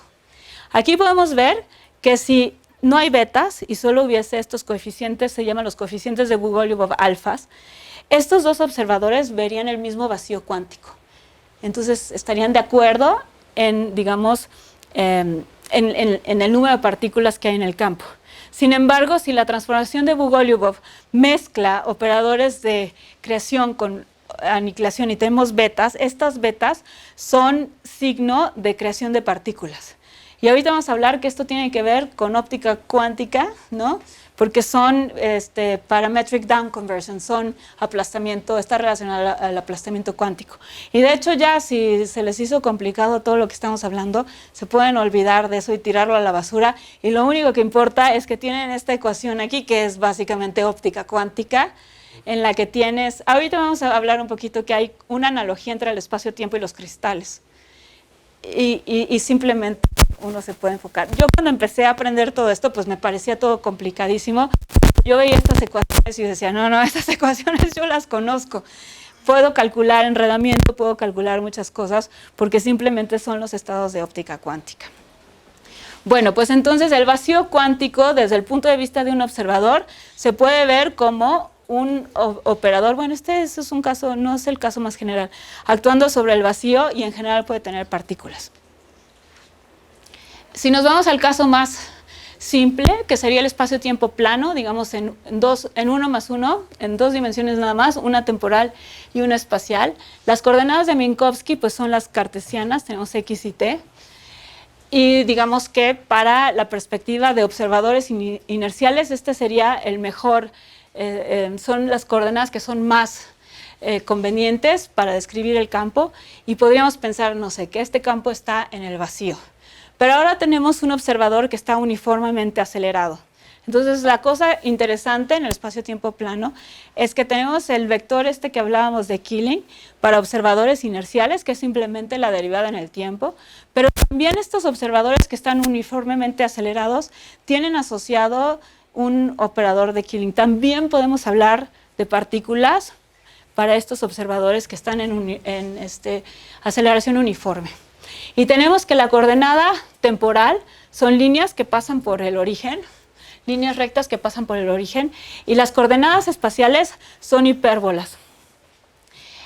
Pero estas transformaciones solo están definidas en ciertas regiones. Esta transformación está por las funciones que usamos, definida solo en esta región 1. Y si queremos tener una transformación 1 a 1 con las coordenadas de Minkowski, necesitamos definir otra transformación que nos va a dar los estados en esta región 2. Entonces, lo que pasa es que si tomamos en cuenta el vacío de Minkowski, el vacío que ve un observador inercial, digamos aquí que generalmente llamamos ALICE, y ahora lo queremos describir desde el punto de vista de un observador que está uniformemente acelerado.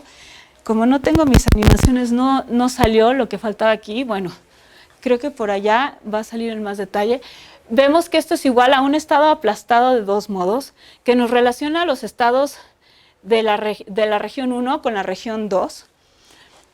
Pero si el observador se mueve solo en la región 1, entonces tiene que ignorar toda la información de la región 2, tiene que tomar la traza, tomar el promedio, y lo que nos deja eso es con un estado mezcla. Tomamos la traza, tenemos estado mezcla, y de hecho tiene una distribución térmica, y ese es el famosísimo efecto Unruh.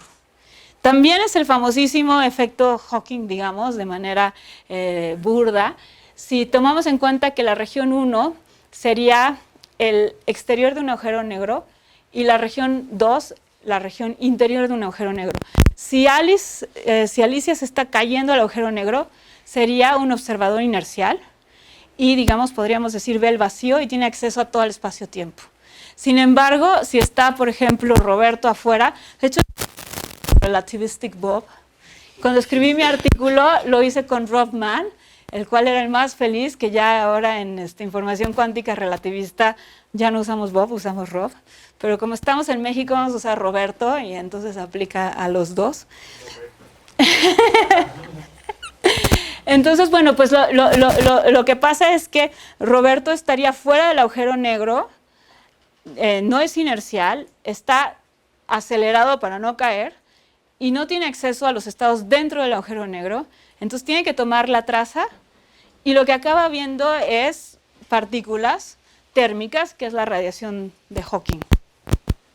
Bueno, no, la verdad es que la radiación de Hawking está relacionada a un flujo cuando se pierde energía y se va haciendo chico, pero digamos, es una versión como estática de la radiación de Hawking. Para lo que estoy hablando, estoy describiendo un agujero negro eterno, digamos, que no está perdiendo masa, pero es similar. Todo lo que habíamos hecho hasta ahorita era hablar de estados, una cosa como súper académica, porque hemos estado hablando de estados globales. Estos campos viven en todo el universo. Y la primera pared con la que me topé cuando quería estudiar esto era qué pasa con la noción de partícula. Ya que más o menos la resolvimos enfocándonos en los modos de frecuencia de los campos, el siguiente problema que teníamos es que, bueno, pero si queremos hablar de información cuántica relativista, tenemos que guardar la información en estados y moverlos. Y todo lo que está en la literatura hasta ahorita, pues nos habla de estados globales y nosotros necesitamos estados locales en el espacio y el tiempo. Entonces, en el grupo nos la pasamos como 5 años desarrollando técnicas solamente para poder describir qué pasa con sistemas locales para poder hacer información cuántica relativista. Y uno de nuestros sistemas favoritos fue tomar cavidades y poder describir el campo dentro de una cavidad si la movemos en el espacio-tiempo. Y también ahora, ya muy recientemente, lo hemos logrado generalizar el espacio curvo. Entonces, el primer tipo de cosas que hicimos es que el efecto Casimir dinámico lo estudiaban tomando la ecuación de Klein-Gordon y condiciones a la frontera, pero si te interesa describir la cavidad moviéndose en el espacio-tiempo, tienes condiciones a la frontera que son dependientes del tiempo. Y las técnicas que existían para hacer eso eran complicadísimas y lo único que se había podido hacer era describir un movimiento sinusoidal. Pero George Maluco, que es mi colega en la Universidad de Nottingham, tuvo una buenísima idea que fue, digamos, en lugar de usar condiciones a la frontera dependiente del tiempo, hacemos un tipo de cálculo integral para campos, que me voy a ir al detalle de eso el miércoles, que nos permite ahora describir el movimiento de la cavidad en cualquier trayectoria. Y ahora, bueno, en Viena, con un estudiante de doctorado, lo que hicimos es generalizar eso al espacio-tiempo curvo. Y de hecho también tengo una estudiante mexicana que se llama Ana Lucía Báez y ella está ayudándome a hacer eso también y lo va a llevar más allá, tratando de generalizar esto ya como una técnica bastante digamos que se puede aplicar a muchos más casos. Como les contaba, estas transformaciones de Bulgoliubov están relacionadas a la óptica cuántica. Estos alfas tienen que ver con divisores de haz, en los cuales lo único que hacen, si esta parte sería cero, es tomar excitaciones de ciertos modos del campo y pasarlas a otros. Entonces, por eso es divisor de haz, porque mezcla, digamos, los modos del campo electromagnético, pero el número de partículas se mantiene constante. Y los betas aquí están relacionados con amplificación paramétrica, que tiene que ver con la creación coherente de partículas, que básicamente es aplastar estados cuánticos. Y estas transformaciones de Bulgoliubov aparecen cuando queremos describir el campo desde la perspectiva de diferentes observadores, cuando queremos describir la dinámica del espacio-tiempo, digamos que tenemos una onda gravitacional o tenemos la expansión del espacio-tiempo. Y también aparecen en todos los casos donde movemos la cavidad. Otra cosa que podemos ver. Este es el formalismo matemático del que les hablaba, que es poderosísimo. De hecho, yo cuando lo vi me pareció muy conocido, porque en mi clase aquí en la Facultad de Mecánica Clásica, el segundo curso, el que se llama más avanzado, vimos este formalismo no en cuántica, pero sí en mecánica, en la que en lugar de describir qué pasa con X y T, cuando tienes muchas variables, construyes un vector y entonces describes cómo cambia el vector completo. ¿Cómo se llama ese formalismo? Se los digo la próxima vez porque no me acuerdo. Ustedes no recuerdan eso, que tomas todo el vector y en lugar de trabajar con la variable solita, trabajas con el vector completo. Aparece en la mecánica clásica, pero tiene esta generalización a la cuántica, en la que, digamos, en lugar de pensar simplemente en el operador de creación y aniquilación, creamos un vector que contiene todos los operadores de creación y aniquilación y describimos la transformación de todos a la vez. Lo vamos a ver en detalle el miércoles, así es que me voy rapidito. Lo que voy a hacer ahorita, en lo que me queda de tiempo, es el popurrí de resultados que hicimos en aquel entonces, y ya el miércoles vamos a empezar con el detector de ondas gravitacionales, con la metrología cuántica y con estas otras técnicas que me ha faltado explicarles con detalle hoy con este formalismo matemático. Yo diría que los resultados, así en resumen, más importantes que obtuvimos en esos años trabajando con lo que diríamos la información cuántica relativista fue entender que el enredamiento depende del observador. Yo me imaginaba antes de hacer todos estos estudios, es que si tenemos una partícula enredada con otra, eso era totalmente independiente del estado de movimiento del observador que lo describe, sino que era una propiedad como intrínseca de las partículas, pero resulta que no, resulta que depende del sistema coordenado desde el cual lo estamos describiendo. Entonces ahí salió esta noción de que el enredamiento es dependiente del observador. Y también entendimos que la presencia, digamos, de horizontes hace que haya decoherencia, una decoherencia fundamental, se pierda la información. Claro, de ahí entra también relacionado con las ideas de la pérdida de información en agujeros negros. Pero eso, bueno, la cuestión importante es cuando tenemos un agujero negro que se está evaporando, y ya que se evapora, o sea, en este sentido no es tan preocupante porque dirías la información que no tenemos está del otro lado del horizonte y no lleva, digamos, a cuestiones en la que no tenga sentido. Entonces se va a una descripción mucho más algebraica del enredamiento y dice, bueno, olvídate de esta separación del espacio de Hilbert, simplemente piensa en una serie de operadores que tienen ciertas propiedades y por eso es como enredamiento generalizado, porque se va ya a una noción en la que ya su sistema es un caso particular, que no general. Y entonces cuando ella oyó de mi resultado, me dijo, oye, tal vez mi noción de enredamiento generalizado sirve justo para lo que tú me estás diciendo. Y un estudiante de maestría tomó las ideas de Lorenza y las mías y las mezcló y medio que hizo algo que matemáticamente era bien hecho, consistente, pero no lo comprendimos de manera física. No quiere decir que esté mal, lo que pasa es que está un poquito... Ya tal vez un día de estos lo rescatamos, si te interesa te lo puedo mandar y a ver a ver si se avanza por ahí, pero dejé ese tema hace rato, pero me sigue interesando. Bueno, pues lo que hicimos fue pensar que teníamos a Alicia y a Roberto inerciales y digamos tenían un estado de, aquí falta la normalización, ¿no? Uno sobre la raíz de 2. El estado es máximamente enredado. Entonces el espacio-tiempo es plano y ellos están inerciales y hacen un experimento, hay muchas copias de este estado y cada vez que hacen un experimento, si le sale 0 a Alice, Bob tiene 0 porque están máximamente enredados, si le sale 1 a Alice, le sale 1 a Bob y eso pasaría en todas las mediciones.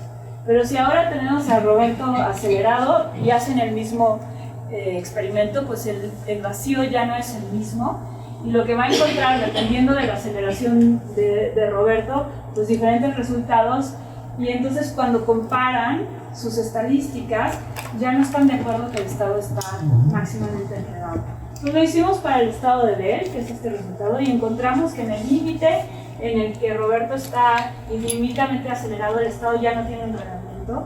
Y lo hicimos también para estados aplastados de 2 modos, y encontramos que dependiendo del aplastamiento, la degradación del enredamiento puede ser mayor o menor. Eso es del 2005, ese fue mi primer trabajo en este tema. Luego hicimos que aceleramos a los dos, porque al principio con el formalismo de matriz densidad solo podíamos acelerar a Roberto. Ya si acelerabas a Alicia también ya no se podía matemáticamente. Y ahí fue cuando conocí a mi colega Gerardo Adeso, que también está en Nottingham, que me introdujo al formalismo de matriz convariante, y ya de ahí todo gracias a ese formalismo logramos acelerar también a Alicia, y Gerardo le puso Rales, o sea, no, el nombre más feo del mundo, Rales.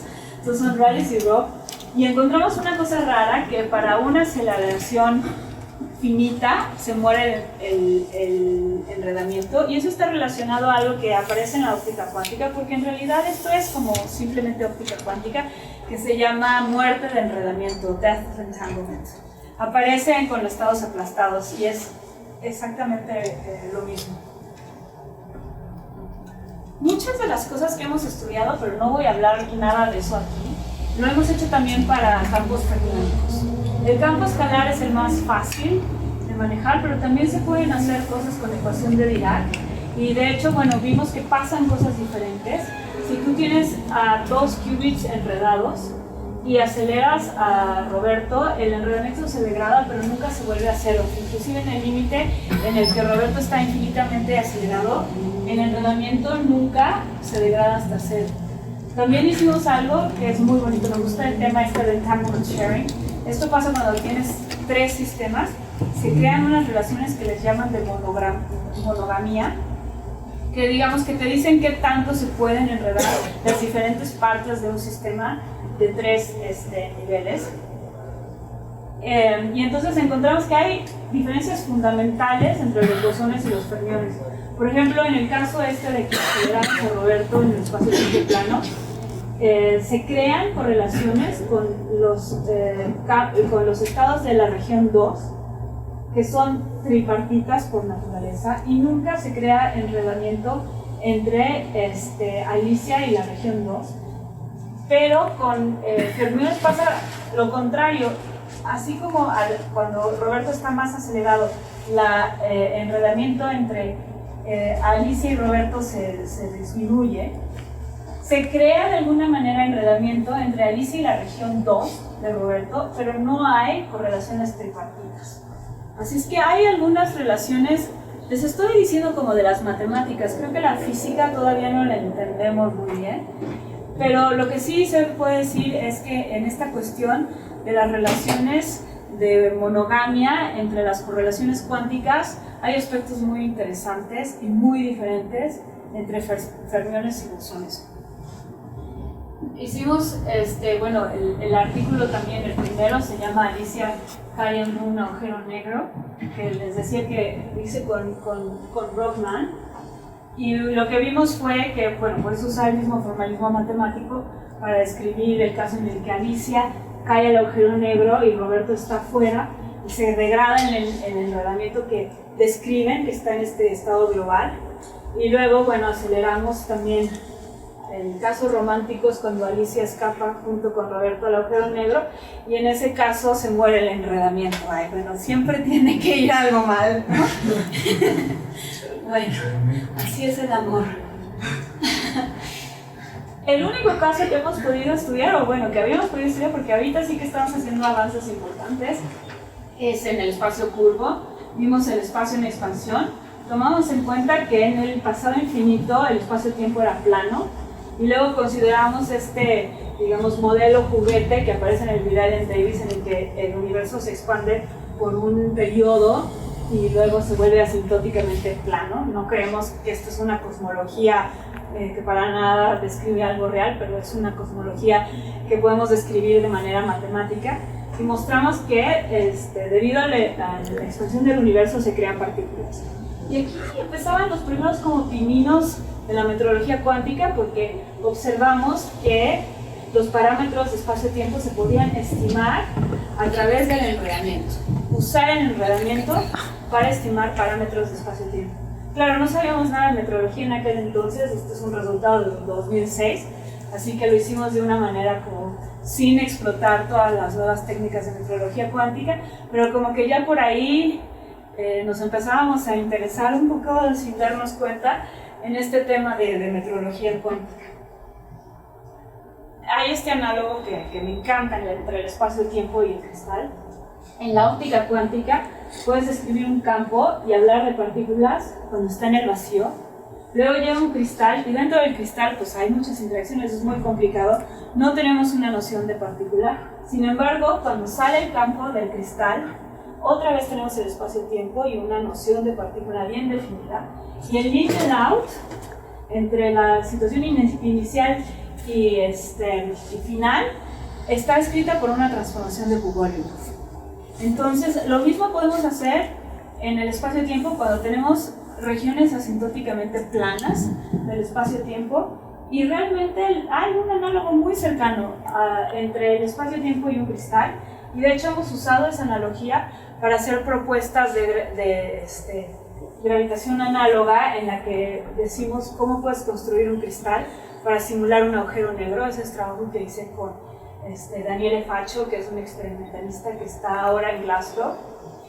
Y hemos hecho otras cositas así con ese tipo de como metamateriales y fibras ópticas y demás, tratando de hacer gravedad análoga.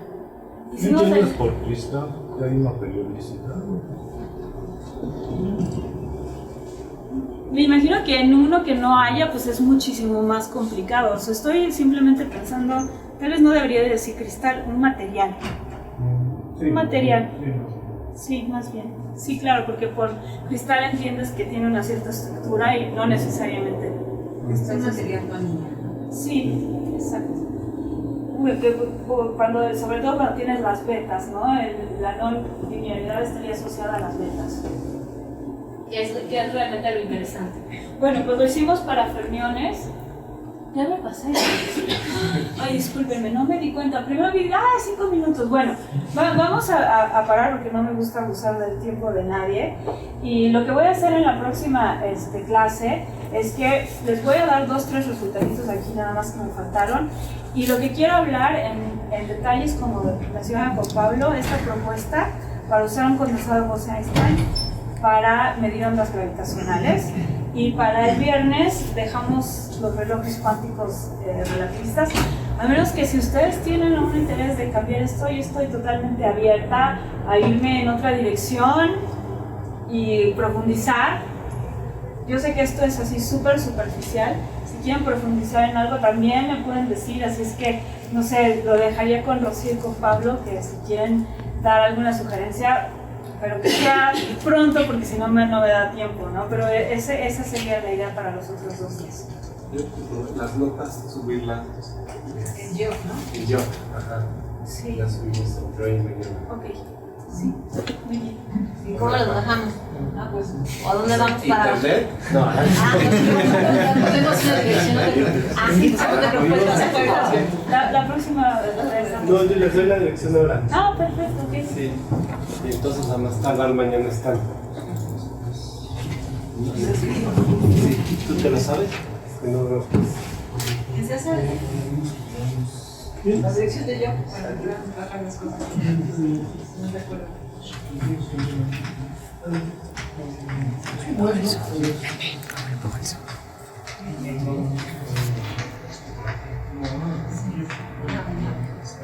Creo que el lugar mencionado es física. Ah, sí. Me quedé en el pasado. Física, Física. No, Sí, sí. sí, porque nos dan. M-A-M, digo, G-I-O-C, punto, física, punto U-N-A-M, la universidad en la cual estamos, en 26. País. El país. Aquí van a estar prontamente. Espero que hoy o mañana. Como tal vez yo creo que preguntas el miércoles, como puedan irlas pensando. Sí, muchas gracias. Gracias.